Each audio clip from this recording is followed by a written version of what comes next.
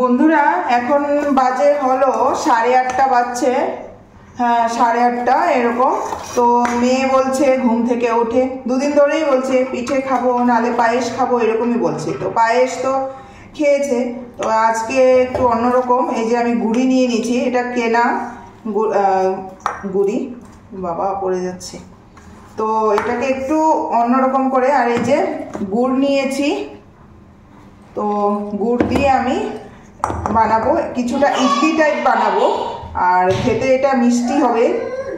তো বানানোর পর আমি দেখাচ্ছি। এই যে আমার কাছে ইডলি মেকার আছে, তো বানানোর পর আমি আপনাদেরকে দেখাচ্ছি, ঠিক আছে, পিঠেটা কেমন হচ্ছে। তো এখন এক্সারসাইজ সারার পর আমি পিঠে বানাতে চলে আসলাম। এই যে দেখুন ব্যাটারটা তৈরি করে নিয়েছি, এরকম একটু হবে। তো বানালে তো আর একার জন্য, মানে শুধু তো মেয়ের জন্য না, উপলক্ষ মেয়ে বারবার বলছে অনির্বাণ খেতেও ভালোবাসে। তো এরা বাবা মেয়ে পিঠে পুলি, তারপর পায়েস টাইস ওইসব, দই দুধ ওইসব খেতে খুব ভালোবাসে।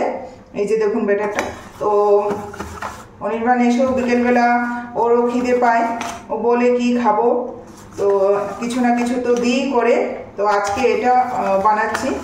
আর মিষ্টি দিলে ওদের আর কিছু লাগে না, যাই দাও মিষ্টি যদি হয় তাহলে খুব ভালো।